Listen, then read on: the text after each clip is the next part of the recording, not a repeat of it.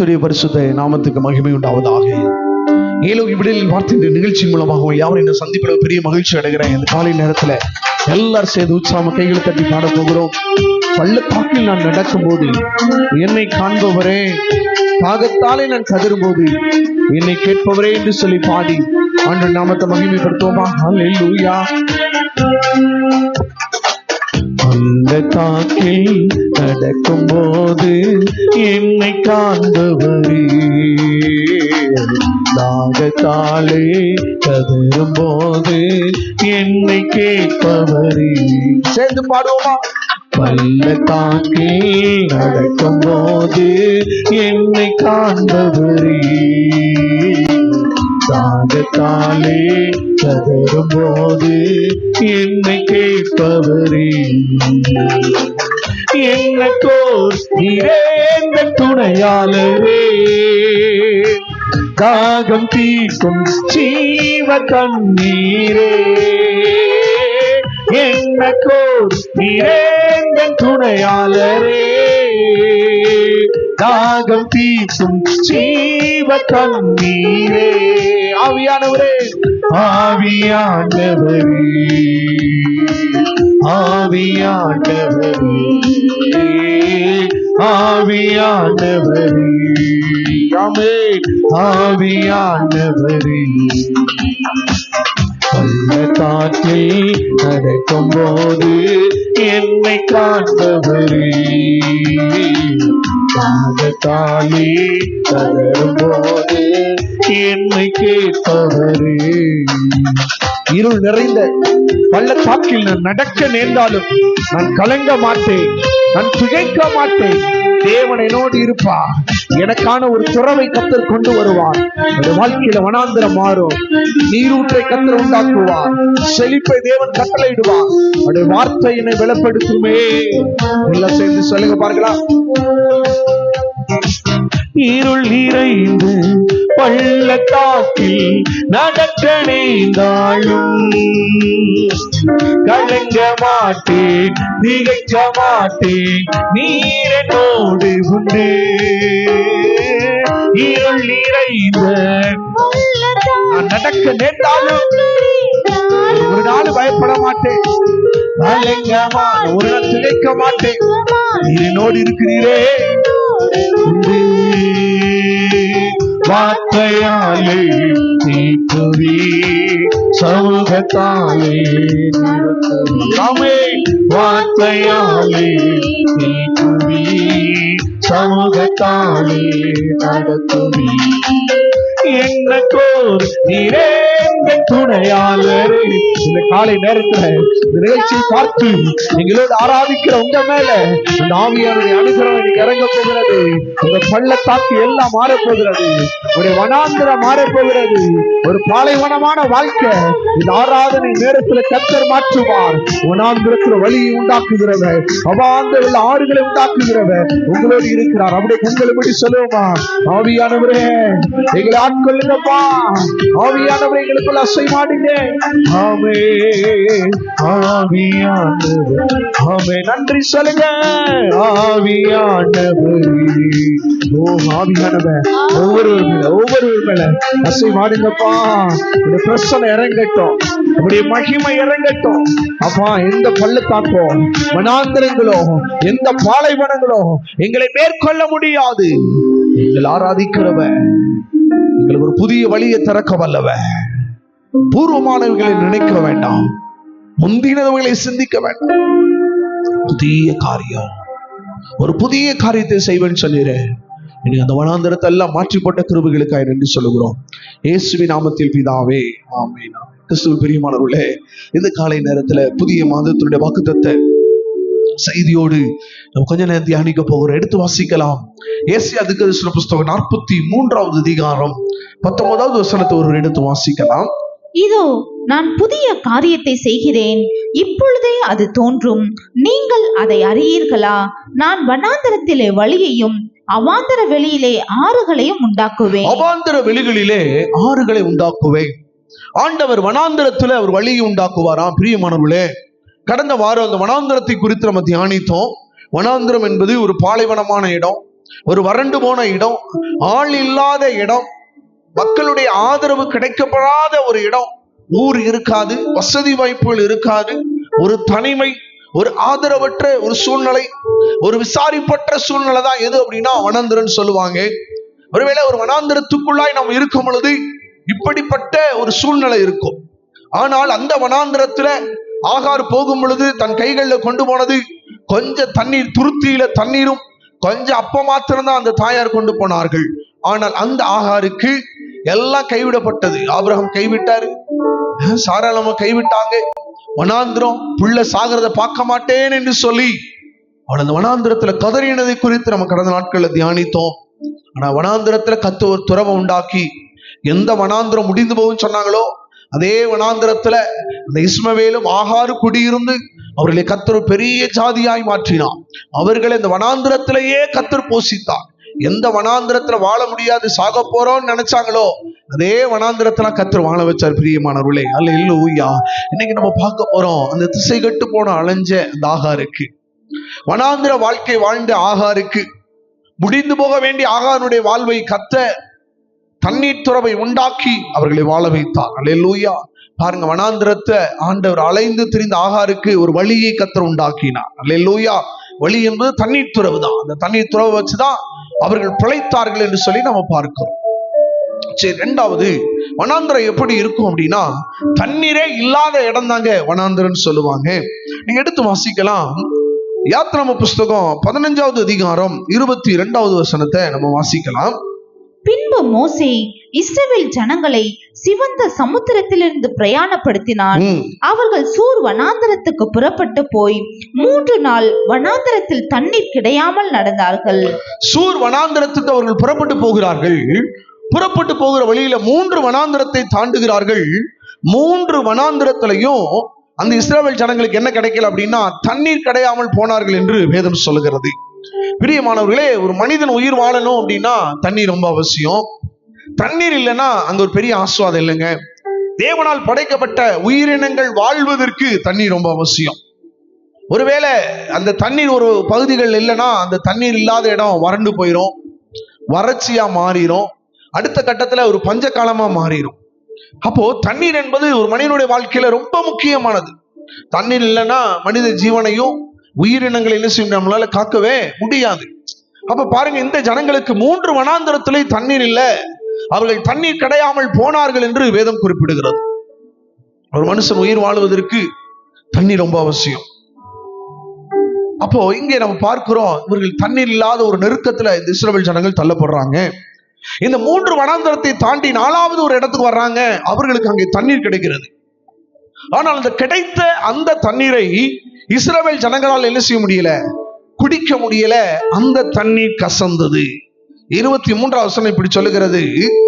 அவர்கள் மாராவிலே வந்தபோது மாராவின் தண்ணீர் கசப்பாய் இருந்ததினால், மாராவின் தண்ணீர் கசப்பாய் இருந்தபடியினால் அதை குடிக்க அவர்களுக்கு கூடாதிருந்தது. அதை குடிக்க அவர்களுக்கு கூடாதிருந்தது என்று வேதம் குறிப்பிடுகிறது. அல்லேலூயா. பாருங்க, இவர்கள் அந்த இடத்துக்கு வர்றாங்க. 3 வனாந்தரத்தை தாண்டிட்டாங்க. தண்ணீர் அவர்கள் பார்த்துட்டாங்க. தண்ணீர் ஆவலா குடிக்க போகும் பொழுது அவருடைய வாழ்க்கையில ஒரு பெரிய ஒரு சூழ்நிலை வருது. தண்ணீரை அனுபவிக்க முடியல, குடிக்க முடியல. சில நேரங்கள் நம்ம வாழ்க்கையில சில ஆசீர்வாதத்தை நம்ம சுதந்திரிச்சிருவோம், சில நன்மைகளை நம்ம பார்த்துருவோம், சில ஆசீர்வாதங்களை நம்ம கண்ணு முன்னாடி நிற்கும். ஆனா அதை திருப்தியாக அனுபவிக்க முடியாது. இஸ்ரவேல் ஜனங்கள் 3 வனாந்தரம் தண்ணியை கண்ண பார்க்கல. 4வதா பாக்குறாங்க. அந்த வனாந்தரத்துல மாறான்ற இடத்துல வந்து பாக்குறாங்க, தண்ணீர் இருக்கிறது, ஆனா தண்ணீரை குடிக்க முடியல, அனுபவிக்க முடியல, கசக்குது. ஒருவேளை அநேகருடைய வாழ்க்கை எதிர்பார்ப்போடு திருமணம் முடிப்பாங்க, எதிர்பார்ப்போடு வேலைக்குள்ள போவாங்க, எதிர்பார்ப்போடு பிள்ளைகளை பெற்றெடுப்பார்கள், எதிர்பார்ப்போடு ஒருவேளை ஒரு சில ஆசீர்வாதங்களுக்கு நேரா புறப்பட்டு போவாங்க. ஆனா அந்த ஆசீர்வாதம் அவர்களுக்கு அனுபவிக்க முடியாதபடி கசப்பு நிறைந்ததாய் மாறுகிறது. திருமணம் முடிக்கும் ரொம்ப சந்தோஷமா ஆவலா கல்யாணம் முடிப்பாங்க. திருமணம் முடிச்ச சில வருஷம் கழிச்சோ மாதங்களுக்கு கழிச்சோ சொல்லுவாங்க, ஏன்டா நான் திருமணம் முடிச்சேன், வாழ்க்கை ஒரே கசப்பா இருக்குதுயா, வாழ்க்கை ஏன்டா நம்ம திருமணம் முடிச்சோன்ற ஒரு வேதனை இருக்குது, பிரச்சனை, போராட்டம், புரிந்து கொள்ள முடியல, விட்டு கொடுக்க முடியல, தாழ்ந்து போக முடியல, கீழ்ப்படிதல் குடும்பத்துல இல்ல. அது நிமித்தம் அநேக கசப்புகள். எந்த வாழ்வு சந்தோஷமா இருக்குன்னு சொல்லி ஓடுனாங்களோ அந்த திருமண வாழ்வு கசக்கிறதே. ஒரு வேலைக்கு போகும்போது ரொம்ப ஆவலா அந்த வேலைக்கு போவாங்க. எனக்கு நல்ல வேலை ஆண்டு கொடுத்திருக்கிறாரியா, நல்ல வருமானத்தை கத்தர் கொடுத்திருக்கிறார். சில நாள் கழித்து அந்த வேலையில நெருக்கம் வரும் பொழுது, அந்த வேலையில பிரச்சனைகள் வரும் பொழுது, அந்த வேலையில தடைகள் வரும் பொழுது நம்ம சோர்ந்து போயிடும். அந்த வேலை நமக்கு ஒரு கசப்பா மாறுது. எந்த சந்தோஷம் நமக்கு முன்னாடி இருக்கிறதோ, எதை அனுபவிக்கலாம் நினைக்கிறோமோ அந்த சந்தோஷம் நமக்கு நிலை இல்லாமல் அது வேதனை இருந்ததா மாறுது. அநேக நேரங்களில் பிள்ளைகளை பெற்றெடுக்கும் சொல்லுவாங்க, எனக்கு ஆண்டு 2 பிள்ளையை கொடுத்தா ரொம்ப சந்தோஷத்தோட பிள்ளையை பெற்றெடுத்திருப்பாங்க. ஆனா சில நாள் கழித்தோ, சில வருடங்கள் கழித்தோ அதே பெற்றோர் சொல்லுவாங்க, ஏன்டா அந்த பிள்ளையை பெற்றெடுத்தோன்னு தெரியலையா, இந்த பிள்ளை நிமித்தமா வேதனை, இந்த பிள்ளை நிமித்தமா எனக்கு துக்கம், இந்த பிள்ளை நிமித்தமா எனக்கு ஒரு கண்ணீர், இந்த பிள்ளை இருப்பதை பார்க்கிலும் இல்லாமல் இருப்பது மேல், இந்த பிள்ளை நிமித்தமா எத்தனை அவமானங்கள், எத்தனை நிந்தைகள் என்று சொல்லி பிள்ளைகள் நிமித்தமா கசப்பு, வாழ்க்கையில் உண்டாகிற தோல்வி நிமித்தமாய் கசப்பு, மனிதர்கள் பேசுற வார்த்தை நிமித்தமாய் கசப்பு, மனிதர்கள் சொல்ல பொய் குற்றச்சாட்டு நிமித்தமாக, ஏளன பேச்சுக்கள் நிமித்தமாக, அவமானத்து நிமித்தமாக கசப்பு. இப்படி வாழ்க்கையில சந்தோஷத்தை அனுபவிக்க முடியல, ஆசீர்வாதங்களை அனுபவிக்க முடியல. இஸ்ரவேல் ஜனங்களை போல நடந்தது என்ன தெரியுமாங்க? அங்கே இந்த வனாந்திரத்துல இஸ்ரவேல் ஜனங்கள் முறுமுறுக்கிறாங்க. ஒருவேளை நமக்கு சில நேரம் பிரச்சனை வரும்போது என்ன செய்யணும்? ஒரு கசப்பு வரும் பொழுது, ஒரு போராட்டம் வரும் பொழுது, ஒரு உபத்திரம் வரும் பொழுது, ஒரு நெருக்கம் வரும் பொழுது நம்ம என்ன செய்யறோம்? முறுமுறுக்கிறோம். அதே போல இஸ்ரவேல் ஜனங்கள் முறுமுறுக்கிறாங்க. அப்பொழுது மோசே ஆண்டவர்கிட்ட போய் நிக்கிறாரு. அப்ப ஆண்டவர் சொல்றாரு, மோசேயை பார்த்து சொல்றாரு, இந்த மரத்தை வெட்டி போடு. வாசிக்கலாம், 25வது வசனத்தை வாசிப்போம். மோசே கர்த்தரை நோக்கி கூப்பிட்டான். மோசே கர்த்தரை நோக்கி கூப்பிட்டான். அப்பொழுது கர்த்தர் மோசேக்கு ஒரு மரத்தை காண்பித்தார். ஒரு மரத்தை காண்பித்தார். அதை அவன் தண்ணீரில் போட்ட உடனே அது மதுரமான தண்ணீர் ஆயிற்று. பாருங்க, அது மதுரமான தண்ணீர். ஒரு மனிதனுடைய வாழ்க்கையில தண்ணி கசக்குது. இயற்கையை மாற்ற முடியாது, இயற்கையினுடைய தன்மைகளை மாற்ற முடியாது. ஆனா ஆண்டவர் நினைச்சா முடியுங்க. தண்ணி கசக்கிற இடம் தான், அதனால அந்த இடத்துக்கு ஒரு பேர் வச்சாங்க, மாறா. ஆனா ஆண்டவர் என்ன பண்ணாருன்னா, அந்த மரத்தை வெட்டி போடு. ஏன்னா அது கீழே நீங்க வசனத்தை வாசிக்கும் 26 சொல்லுகிறது, நானே உன் பரிகாரியாகிய கர்த்தர். சில வாழ்க்கையில பிரச்சனை இருக்கும், சாவு இருக்கும், போராட்டம் இருக்கும், பலவீனங்கள் இருக்கும், மரண இருள் சூழ்ந்து இருக்கும். இதுல இருந்து எப்படி வெளியே வர்றது தெரியாதபடிக்கு அநேக நேரங்களில் நம்ம கலங்கி போயிருவோம். உலகத்தனை தேடி போகும் பொழுது அவன் சொல்லுவான், மந்திரவாதியோ குறி பார்க்கிறவன நாள் பார்க்கிறவன் சொல்லுவான், ஐயா பரிகாரம் பண்ணணும், செவ்வாய் தோசை இருக்குது, அந்த காரியம் இருக்குது, இந்த காரியம் இருக்குது, தீட்டு கழிக்கணும், உங்க முன்னோர் செஞ்ச பாவம் இருக்குது, சாபம் குடும்பத்துல இருக்குது, ரத்தத்தை சிந்தணும், நரபலி கொடுக்கணும், பூஜை பண்ணணும், இப்படி அநேக காரியங்களை சொல்லுவாங்க. எதுக்குன்னா நம்ம வாழ்க்கையில் இருக்கிற பிரச்சனையை சரி பண்றதுக்கு. ஆனா அது நமக்கு ஒரு முடிவாய் மாறாது, பிரச்சனையை சரி பண்ணாது. ஆனா உங்களுக்கு எனக்கும் ஒரே ஒரு பரிகாரி இருக்கிறாரு, அவராகிய ஆண்டவர் இயேசு கிறிஸ்து தாங்க. யார் இந்த இயேசுவை விசுவாசிக்கிறார்களோ, அவருடைய வார்த்தையை விசுவாசிக்கிறார்களோ, அவருடைய பூரண பலி அந்த ரத்த சிந்துகளை விசுவாசிக்கிறார்களோ, அவர்களுக்கு அவர் பரிகாரியாக இருக்கிறார். எப்படி வனாந்திரத்துல அந்த மாற கசப்பு இனிப்பா மாறணும்னா எப்படி ஒரு மரம் வெட்டப்பட்டதோ, அதே போல உங்க வாழ்க்கையின் வாழ்க்கையில சிலுவையில சிந்தின ஆண்டவர் இயேசு வரும் பொழுது, சிலுவை மரம் நமக்கு முன்பாக இருக்கும் பொழுது, அதனுடைய வாழ்க்கையில பெரிய பரிகாரத்தை கொண்டு ஒரு பிரியமானவர்களே, கசந்த வாழ்வு. வனாந்திரத்துல தண்ணீரற்றவர்களுக்கு தண்ணீர் கிடைக்குது, ஆனா தண்ணீர் அவர்களால் அனுபவிக்க முடியவில்லை. ஆனால் அந்த நேரத்துல அந்த மரத்தை வெட்டி போட்ட பொழுது அந்த மாறாவின் தண்ணீர் மதுரமாய் மாறினது. அல்லேலூயா. 2வது ஒரு மனிதன் எடுத்து நான் காண்பிக்க விரும்புகிறேன். நியாயாதிபதிகளின் புஸ்தகம் 15வது அதிகாரம் 18வது வசனத்துக்கு நேராக வேதாகமத்தை புரட்டி கொள்ளுங்கள். அவன் மிகவும் தாகமடைந்து கர்த்தரை நோக்கி கூப்பிட்டு, தேவரீர் உமது அடியின் கையினால் இந்த பெரிய ரட்சிப்பை கட்டளையிட்டிருக்க, இப்பொழுது நான் தாகத்தினால் செத்து விருத்த சேதனம் இல்லாதவர்கள் கையிலே விழ வேண்டுமோ என்றான். பாருங்க, இந்த யுத்தத்துல அமலேக்கியர்களோடு இந்த போராடின இந்த சிம்சோனை குறிச்சு நம்ம பார்க்கிறோம். அவன் அந்த இடத்துல ஒரு பெரிய தாகம், 1000 பேர கழுதையினுடைய தாடை எலும்ப வச்சு செஞ்சிடறாரு, கொலை செஞ்சு யுத்தத்துல ஜெயிச்சுட்டாரு. ஆனா அவருக்கு ஒரு சூழ்நிலைகள்ல தாகம் அடைந்து அவன் உயிர் போகிற ஒரு சூழ்நிலை வந்துருச்சு. அப்ப ஆண்டவர்கிட்ட கேட்கிற, ஆண்டவரே நான் தாகத்தினால என்ன செய்யணும்? விருத்த சேதனம் இல்லாத இந்த மனிதன் கைகளினால, இந்த பெலிஸ்தனுடைய கைகளினால் நான் சாகணும். அப்படின்னு யோசித்து அவர் அழுதுட்டு இருக்கிறாரு, கதறிட்டு இருக்கிறாரு. வசனம் சொல்லுகிற பாருங்க, அவன் இருக்கிற அந்த லேகியனுடைய பள்ளத்தாக்குல ஆண்டவர் ஒரு அற்புதத்தை செய்கிறார். 19ஆம் வசனத்தை வாசிக்கலாம். அப்பொழுது தேவன் லேகியில் உள்ள பள்ளத்தை பிளக்க பண்ணினார். பள்ளத்தை அவர் பிளக்க பண்ணினார். அதிலிருந்து தண்ணீர் ஓடி வந்தது. அதிலிருந்து தண்ணீர் ஓடி வந்தது. அவன் குடித்த போது அவன் உயிர் திரும்ப வந்தது. பாருங்க, அவன் லேகியின் பள்ளத்தாக்குல தண்ணீரை கர்த்தர் என்ன செய்தார், கொண்டு வராரு. அவன் அந்த தண்ணீரை குடித்த பொழுது அவன் உயிர் திரும்ப வந்தது. அதனால் அந்த இடத்துக்கு எண்ணக்கோரி என்று ஒரு பெயர் இடுகிறார். அல்லேலூயா. எங்க வாழ முடியாது, எங்க ஜீவன் போக போகுதுன்னு நினைச்சு கதறிக்கொண்டிருந்த சிம்சோனுக்கு ஒரு துறவ கர்த்தர் உண்டாக்குனாருங்க. ஒரு தண்ணீர் அந்த பள்ளத்தாக்கிலே புறப்பட்டு வந்தது. அந்த தண்ணீரை குடிக்கும் பொழுதே உயிர் கொஞ்சம் கொஞ்சமா போயிட்டு இருக்குது. போன உயிர் திரும்ப வந்தது. அதனால அவன் அந்த இடத்துக்கு என்ன செய்யறான், எண்ணக்கோரி என்று சொல்லி பெயரிட்டான். களைப்பு, வனாந்திரம், சோர்வு, 1000 பேரை கொன்னவன் தாகத்தினால ஒரு சாக வேண்டிய ஒரு சூழ்நிலை. நம்முடைய வாழ்க்கையில அப்படிப்பட்ட தாகத்தோடு இருக்கிறீங்களா, வேதனையோடு இருக்கிறீங்களா? இந்த நிகழ்ச்சியை பார்த்து கொண்டு இருக்கிற என் அன்பு தகப்பனே, என் அன்பு தாய், என் அன்பு சகோதரா, என் அன்பு சகோதரி, கர்த்தர் சொல்லுகிறார், உங்க தாகத்தை அவர் தீர்க்க போகிறார். ஹல்லேலூயா. நீங்க ஆண்டவர் உங்க வனாந்திரத்துல தண்ணீர் இல்லைன்னு நினைக்கிறீங்க, கர்த்தர் தண்ணீரை கொண்டு வருவாரு. மாறா போன்ற தண்ணீர் வரும். அந்த கசப்பை கூட கர்த்தர் மாற்றுவாரு. உயிர் வாழ வேண்டிய, ஜீவிக்க வேண்டிய, பிழைக்க வேண்டிய உங்களுக்கு எண்ணக்கோரின்ற பள்ளத்தாக்க லேகியில கர்த்தர் உண்டாக்கி எண்ணக்கோரின்ற ஒரு இடத்தை அவர்களுக்கு ஆசீர்வாதமா மாற்றி தந்தாரு. அதே போல இன்னைக்கு கர்த்தர் மாற்றுவார். ஹல்லேலூயா. எல்லாம் ஜெபிக்கலாமா?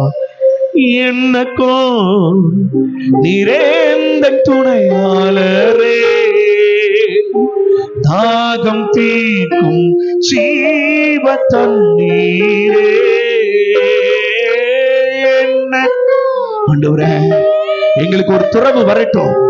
தாகத்தோடு இருக்கிறப்பா, தண்ணீர் இல்லையே, வாழ்க்கை வறண்டு போய் இருக்கிறது, பிழைக்க வழி இல்லையே, வாழ வழி இல்லையே, நாங்கள் என்ன செய்ய போகிறோம்? இந்த பெலிஸ்தன் கையிலேயான விழணும், இந்த மனுஷன் கைகளிலேயான விழணும்னு சொல்லி ஒருவேளை இந்த வார்த்தையை கேட்டுக்கொண்டிருக்கிறீங்களா? இன்னைக்கு எந்த கரத்துல விழுகாதபடிக்கு கர்த்தருடைய கரத்துல விழுந்து கிடக்கிற உங்களுக்கு கர்த்தர் என்ன கோரி ஒரு துறவை கர்த்தர் உண்டாக்குவாரு. அந்த லேகியின் பள்ளத்தாக்கில் ஒரு தண்ணீரை கர்த்தர் உண்டு பண்ணினாரே, நீங்கள் பிழைப்பீர்கள், நீங்கள் பிழைப்பீர்கள். ஆண்டவர் சொன்னபடியே உங்களுக்கு துறவை கர்த்தர் கொடுத்து உங்களை பிழைக்க வைப்பாரு. மாறாக கசந்த நீர் கண்ணு முன்னாடி இருக்குது. உங்க வாழ்க்கையினுடைய சில கசந்த அனுபவத்தை மாற்றுவாரு. கசந்த வாழ்வு மாறப்போகிறது. கசந்து போன சூழ்நிலைகளை இந்த வார்த்தையை கேட்டுக்கொண்டிருக்கும்போதே மாறப்போகிறது.